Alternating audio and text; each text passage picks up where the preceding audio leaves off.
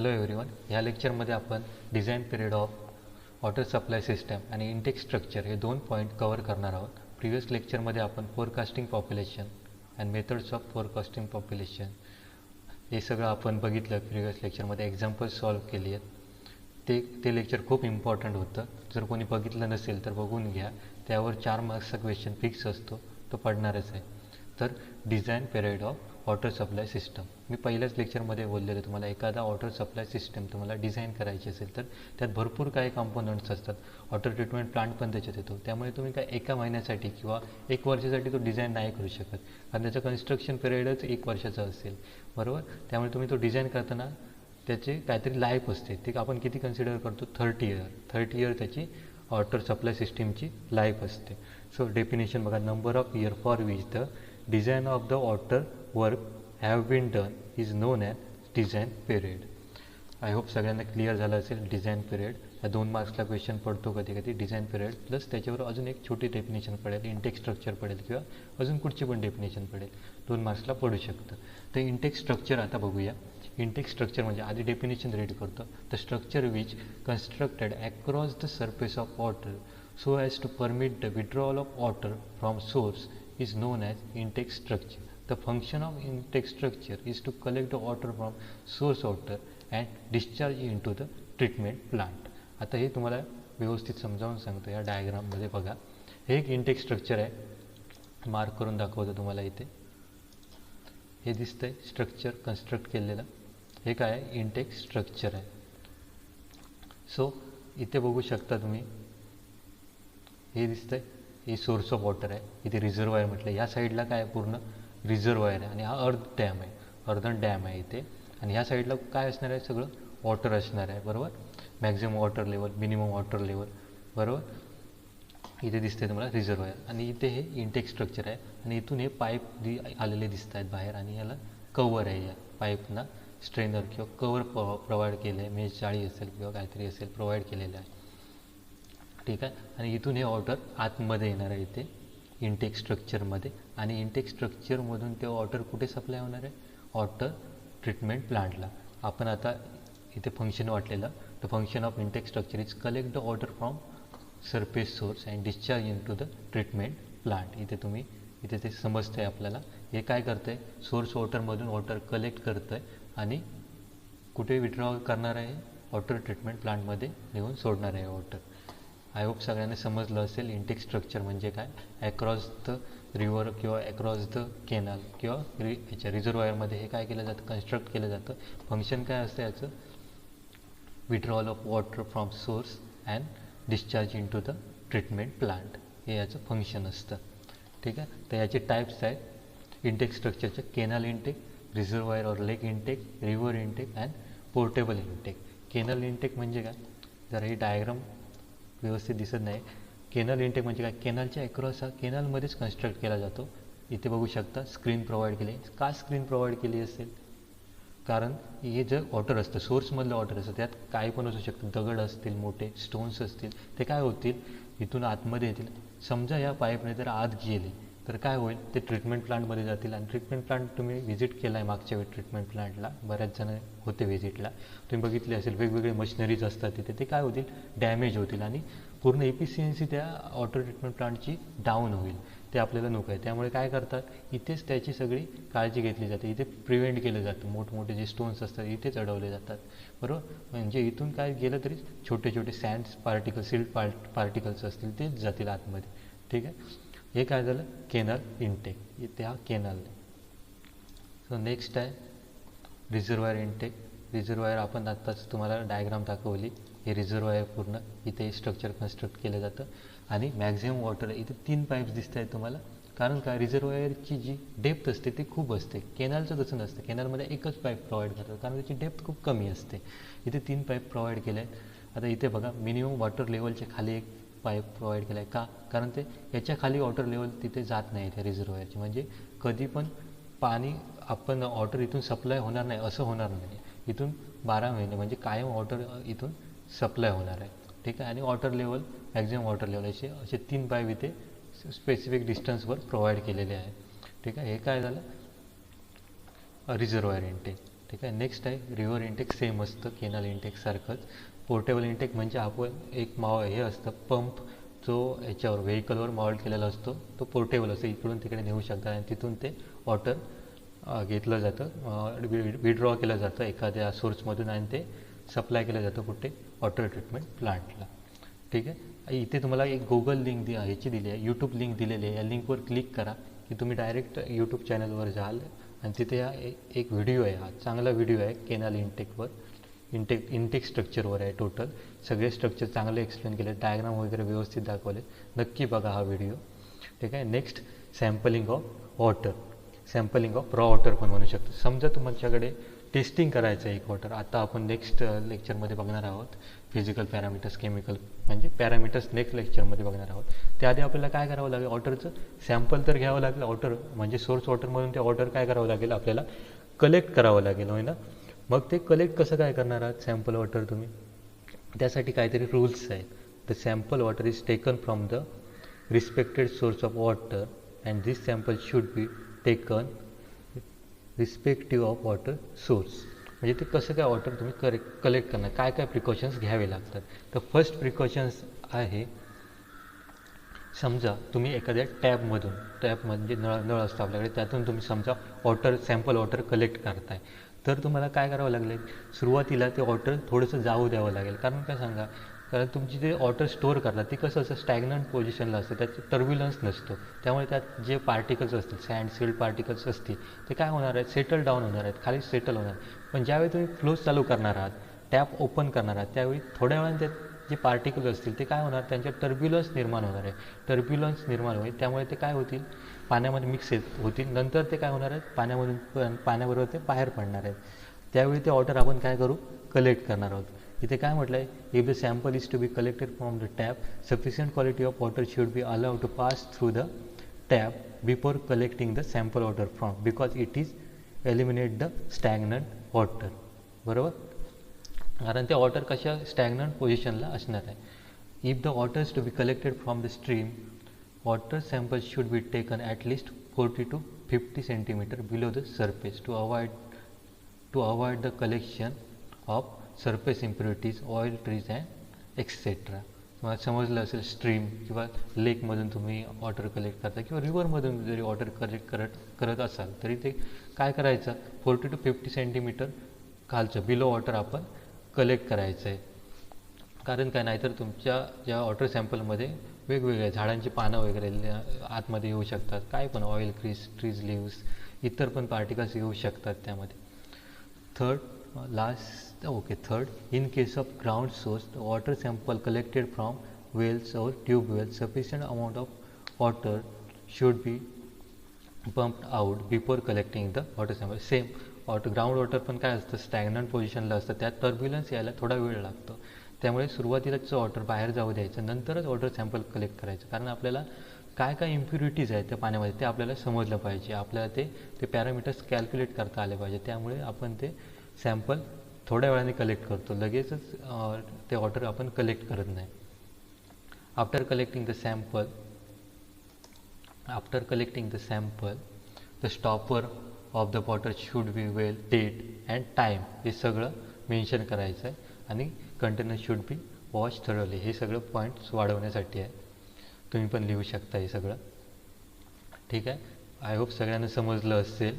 नाही समजलं, ही YouTube link दिली आहे तुम्हाला, ह्या लिंकवर जाऊन इंटेक स्ट्रक्चर नक्की बघा. आणि सगळं व्यवस्थित एक्सप्लेन केलं आहे मी तुम्हाला. सॅम्पलिंग ऑफ वॉटर हे कधीतरी विचारलं जातं 4 मार्क्सला, आणि 4 पॉईंट्स तुम्हाला लिहिता आले पाहिजेत तिथे. ठीक आहे. Thank you.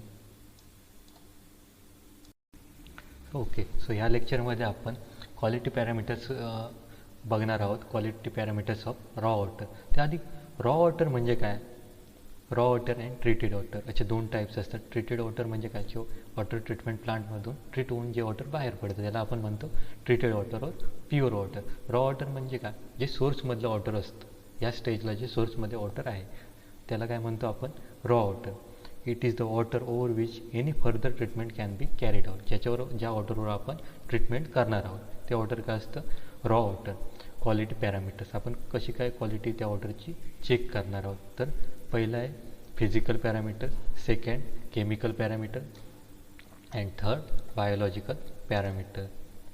So physical parameters again divided into 1 2 3 4 5 parts: suspended solid, color, turbidity, taste and odor and temperature. आपण वन बाय वन बघत जाऊ. सस्पेंडेड सॉलिड म्हणजे काय?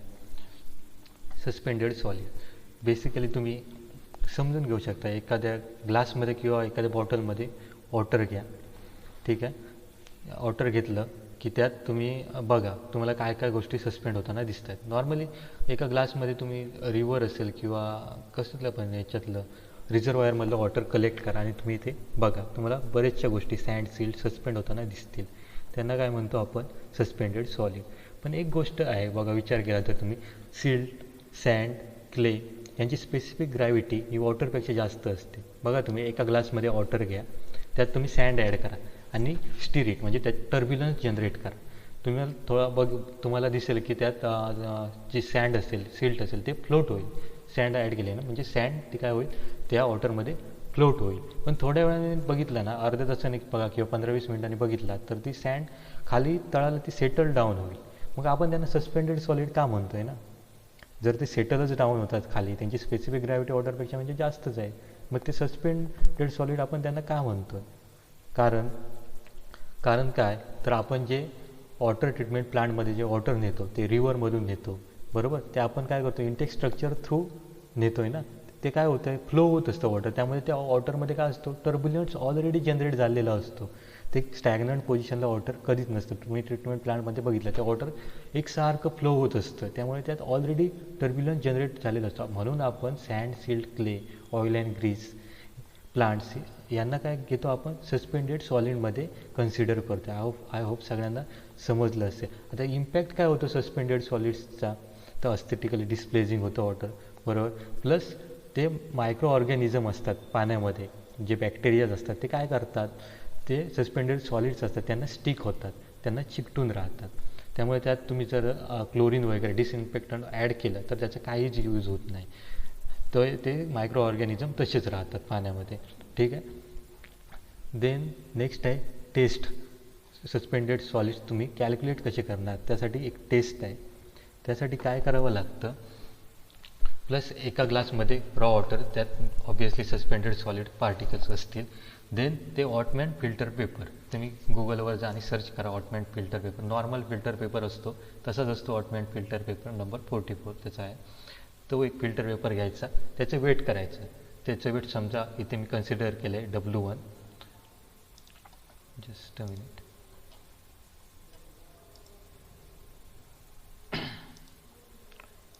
इथं तुम्ही बघू शकता, इथं मी weight of filter paper W1 already mention केलेलं आहे तिथे, ठीक आहे.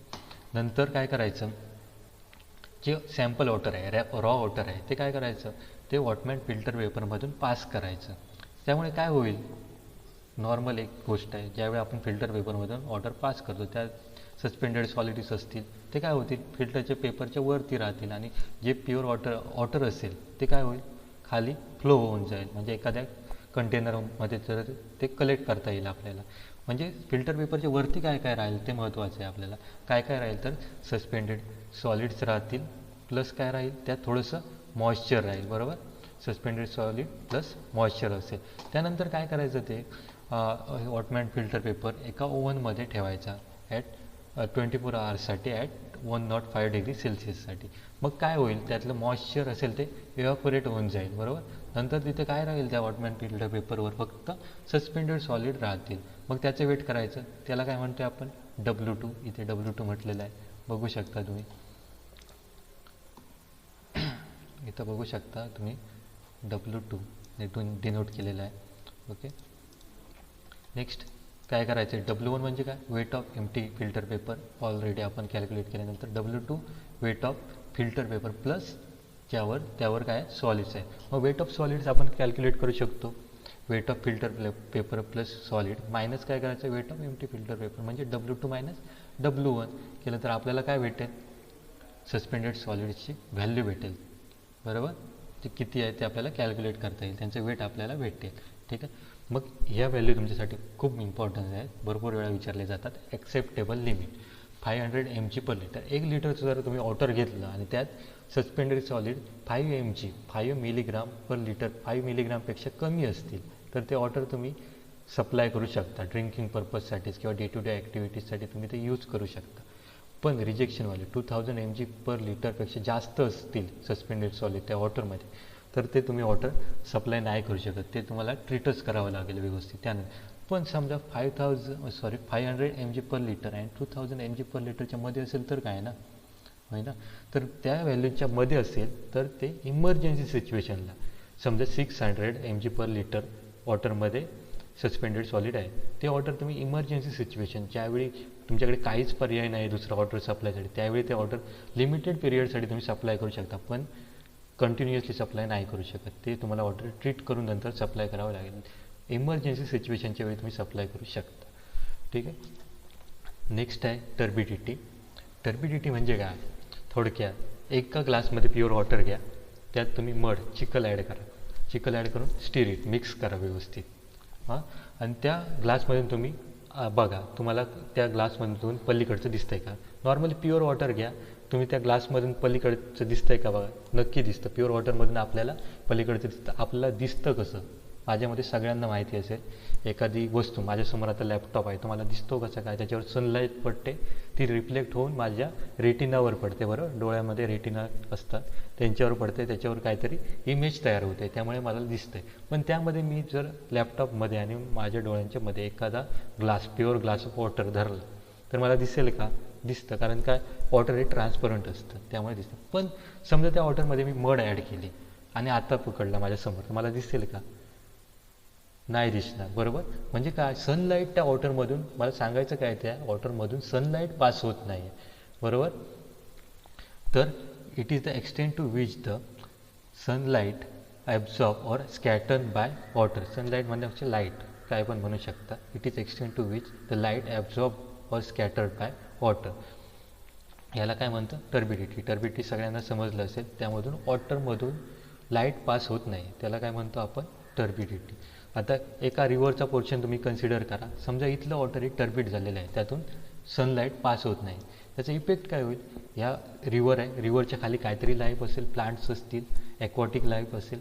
आणि तुम्हाला माहिती असेल प्लांट्सना सनलाईटची गरज असते, त्याशिवाय पुढची त्यांची प्रोसेस होऊ शकत नाही. त्याला फोटोसिंथेसिस प्रोसेस म्हणतात.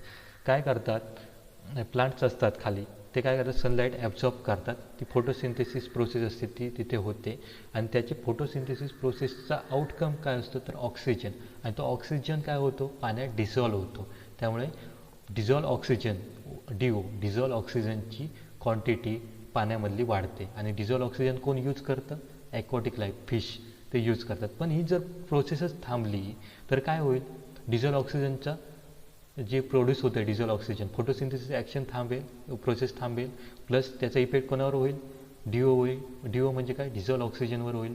डिझॉल्व ऑक्सिजन जर कमी झाला तर त्याचा इफेक्ट कोणावर होईल? ॲक्वॅटिक लाईफवर होईल. बरोबर ना. तर इम्पॅक्ट कोणाकोणावर होतोय? ॲक्वॅटिक इकोसिस्टीम पूर्ण डिस्टर्ब होऊन जाईल. प्लस एस्थेटिकली ते डिस्प्लेजिंग दिसतं. बरोबर. तर मेजरमेंट ऑफ टर्बिडिटी, त्यासाठी turbidity rod, Jackson turbidity meter, Baylis turbidity meter, nephelometer हे इन्स्ट्रुमेंट आहेत जे यूज केले जातात. आणि त्याचं युनिट काय आहे? NTU, nephelometer turbidity meter. तुम्हाला बुकमध्ये वेगळी पण युनिट दिसू शकतात. हे मी लेटेस्ट घेतो आहे सगळी. तुम्हाला मी बुकमधला एक चार्टचा फोटो टाकेन. तो चार्ट फक्त तुमच्यासाठी महत्त्वाचा असतो, एक्झामला त्याचपैकी विचारलं जातं. आपण एक प्रॅक्टिकल बघूया थोडक्यात. कुठचं आहे? बेलिस टर्बिडिटी मीटरचं एक हे आहे, ते आपण बघूया.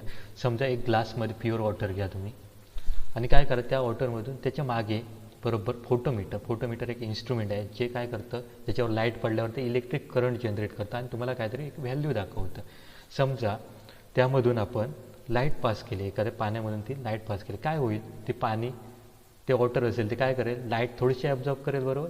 आणि उरलेली लाईट काय होईल? पुढे पास होईल आणि ती फोटोमीटरवर पडेल आणि तो काहीतरी व्हॅल्यू दाखवेल. त्याला आपण सॅम्पल 1 म्हणतोय प्युअर वॉटरचं.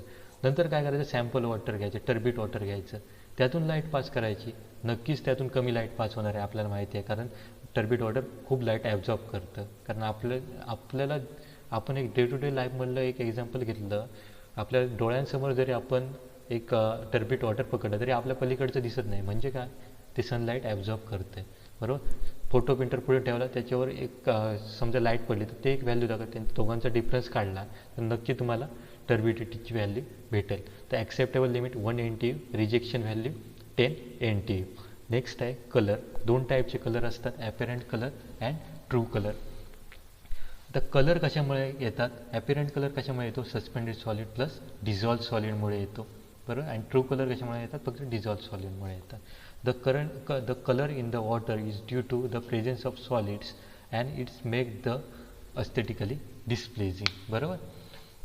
जे सॉलिड्स प्रेझेंट असतात वॉटरमध्ये ते काय करतात? वॉटरला कलर देतात.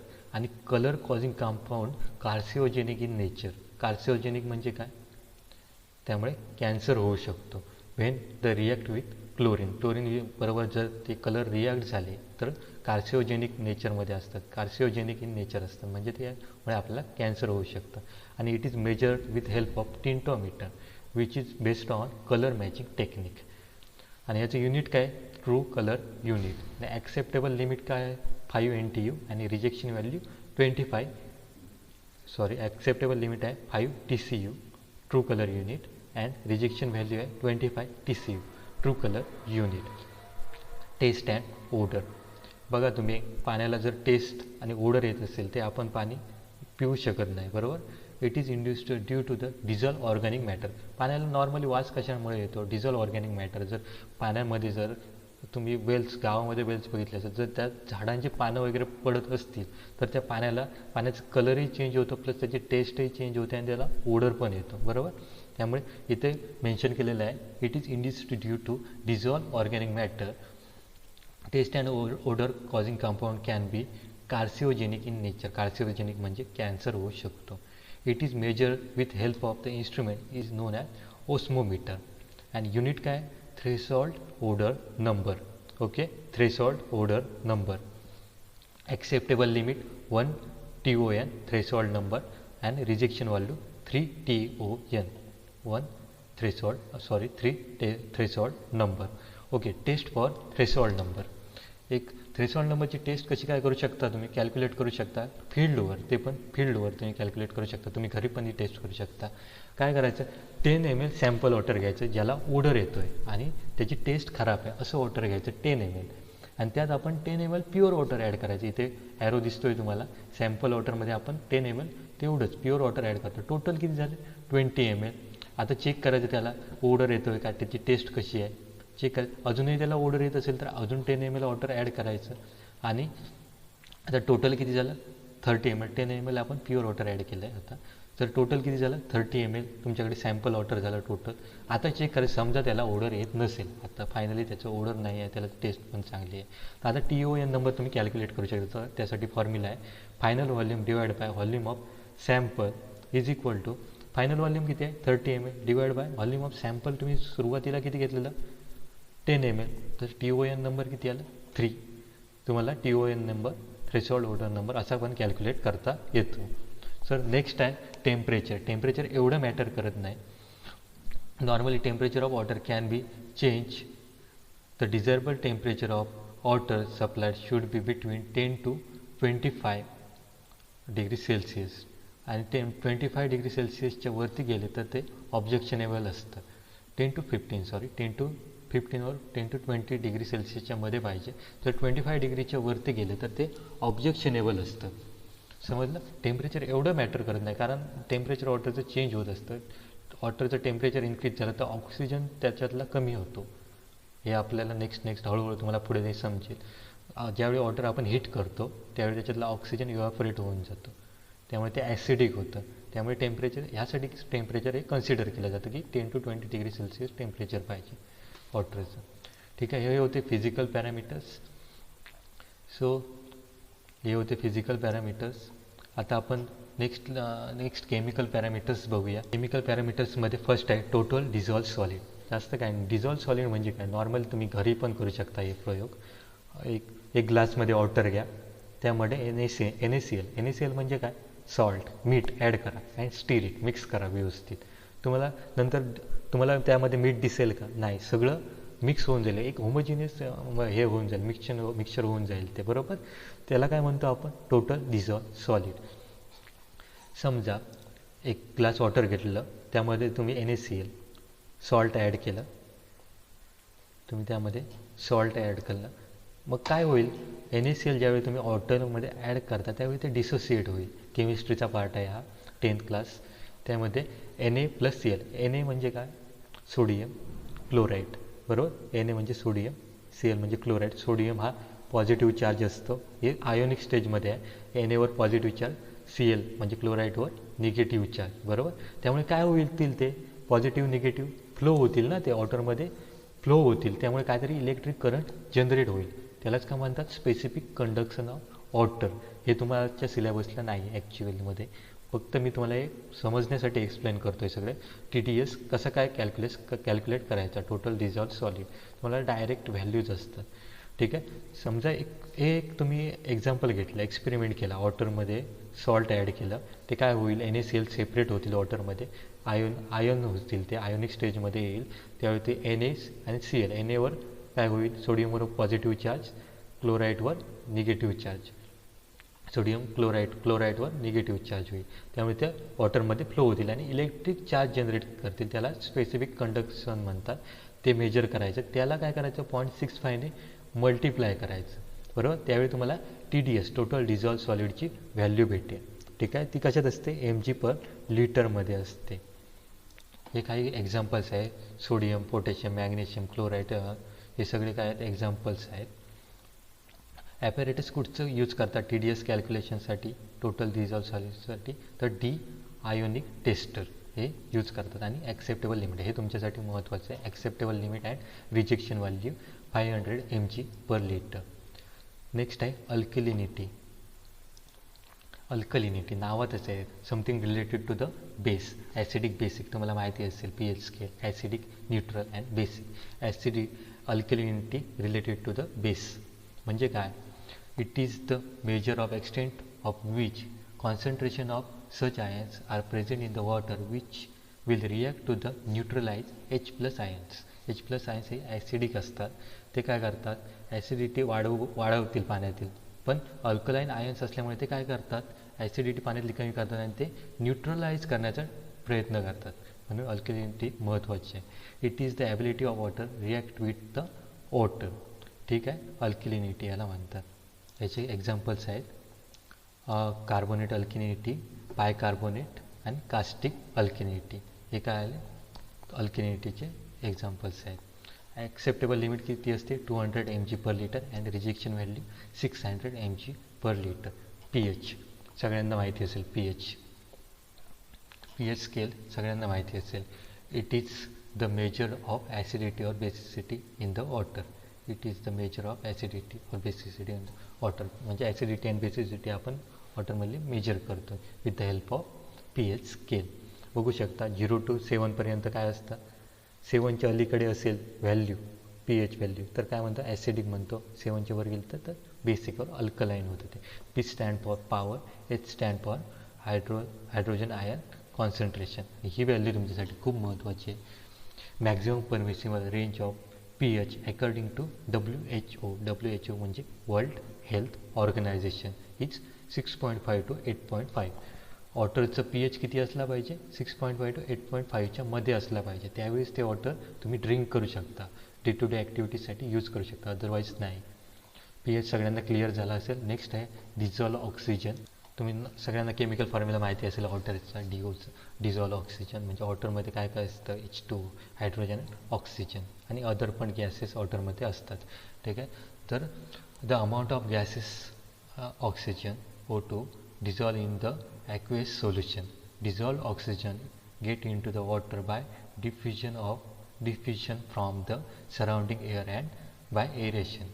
Aeration ही प्रोसेस तुम्ही आय थिंक बघितली आहे, तिकडे फाउंटेनसारखं एक स्ट्रक्चर होतं, तुम्ही बघितलं असेल. स्टेपचं स्ट्रक्चर होतं. आपण ज्यावेळी प्लांटला, वॉटर ट्रीटमेंट प्लांटला व्हिजिट केलेले, त्यावरून वॉटर खाली फ्लो होत होतं. त्या प्रोसेसने काय करतात, डिझॉल्व ऑक्सिजन पाण्यामध्ये ॲड केला जातो. The dissolve oxygen needed by the aquatic organism म्हणजे काय काय असतात, फिश वगैरे असतात वॉटरमध्ये, त्यांना काय असतं, डिझॉल्व ऑक्सिजन मस्ट असतो. त्यांना सर्वाईव्ह करण्यासाठी डिझॉल्व ऑक्सिजन पाहिजेच. ठीक आहे. नेक्स्ट आहे फ्लोराईड. फ्लोराईडचा इफेक्ट काय असतो तो मॅक्झिमम लहान मुलांवर होतो. जे लहान मुलं असतात, समजा फ्लोराईडचं व्हॅल्यू 1.5 ppm पेक्षा जास्त असेल वॉटरमध्ये फ्लोराईड, तर काय होतं, लहान मुलांचे दातांवर खूप टीथचे इश्यूज होतात, खूप टीथ वगैरे किडतात वगैरे, ते फ्लोराईडमुळे होतो. फ्लोराईडची मॅक्झिमम व्हॅल्यू किती असते, 1.5 ppm. त्यापेक्षा जास्त झालं तर त्याचा इफेक्ट होतो. It is found in natural water. The maximum permissible fluoride content in the water for domestic water supply should be 1.5 ppm. ही मॅक्झिमम व्हॅल्यू आहे. If the fluoride content in water increases more than 1.5 then dental problem arise. Dental problem येतात. ठीक आहे, हे होते chemical parameters. Next आहे biological parameters. Biological something related to biology. बायोलॉजीमध्ये काय असतात, ऑर्गॅनिझम म्हणजे ऑर्गॅनिक्स असतात मॅक्झिमम. म्हणजे लाईव्स असते ना, लाईव्स म्हणजे जिवंत जे असतात जंतू वगैरे, म्हणजे बॅक्टेरिया वगैरे, ते कशात येतात, बायोलॉजीमध्ये येतात. तर कोणकोणत्या बॅक्टेरिया असतात, ऑर्गॅनिक्स असतात, तर बायोडिग्रेडेबल अँड नॉन बायोडिग्रेडेबल. तर बायोडिग्रेडेबल मध्ये काय काय येतं, ॲरोबिक बॅक्टेरिया येतात अँड ॲनॲरोबिक बॅक्टेरिया येतात. ॲरोबिक बॅक्टेरिया म्हणजे काय, ज्यांना ऑक्सिजनची गरज असते डे टू डे लाईफमध्ये, त्यांच्या जगण्यासाठी ऑक्सिजनची गरज असते. आणि अनॲरोबिक बॅक्टेरिया जे असतात, ज्यांना काय असते, ऑक्सिजनची गरज नसते, ते असेच जगतात विदाउट ऑक्सिजन, लाईटवर ते जगू शकतात. त्यांना काय म्हणतात, अनॲरोबिक बॅक्टेरिया. मेन म्हणजे वॉटरमध्ये खूप बॅक्टेरिया प्रेझेंट असतात, पण सगळेच काय हार्मफुल नसतात आपल्या आरोग्यासाठी, आपल्या हेल्थसाठी सगळेच काय हार्मफुल नसतात. जे हार्मफुल असतात त्यांना काय म्हणतात, पॅथोजेनिक बॅक्टेरिया. हार्मफुल बॅक्टेरियांना काय नाव दिलं आहे, pathogenic bacteria. The different kind of micro organism present in the water, but all of the microorganisms are not harmful. There are particular set of microorganisms which are harmful. Those organisms are called as pathogens. Importance आहे, pathogens म्हणतो आपण. ठीक आहे. Next आहे, the testing of pathogens is very difficult as they are short lives.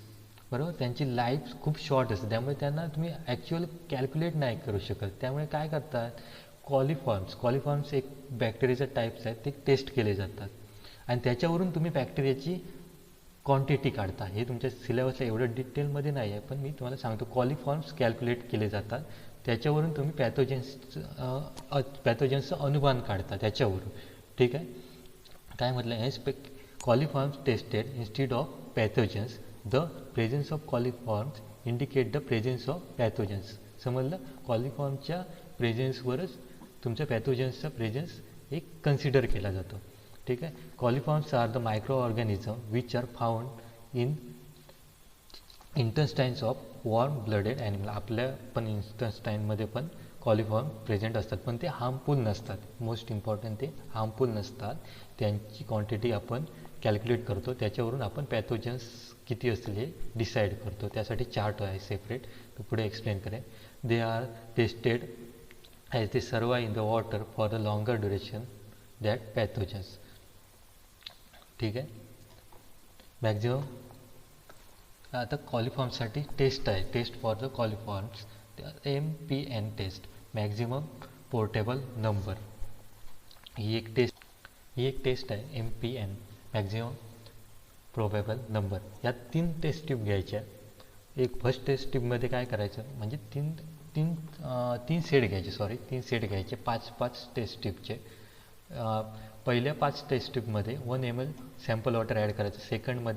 Second set असेल 5 test ट्यूबचा, त्यात 1 ml sample water plus 9 ml pure water add करायचं. नेक्स्ट 5 टेस्ट ट्यूबचा सेट असेल, त्यामध्ये 1 ml sample water plus 99 ml pure water add करायचं. Next काय करायचं, त्यात लॅक्टोज ब्रोथ हे सोल्युशन असतं कॉलिफॉर्मच्या ग्रोथ होण्यासाठी, ते ॲड करायचं. लॅक्टोज ब्रोथ नाव आहे त्याचं. ते ॲड केल्यानंतर 48 आवर्ससाठी ते इन्क्युबेट करायचं, इन्क्युबेटरमध्ये ठेवायचं, इन्क्युबेट करायचं, उबवायचं त्यांना. उब दिल्यामुळे काय होईल, ते त्यांची ग्रोथ होईल, त्यांचं प्रोडक्शन होईल खूप, आणि त्यांची संख्या वाढेल. ठीक आहे.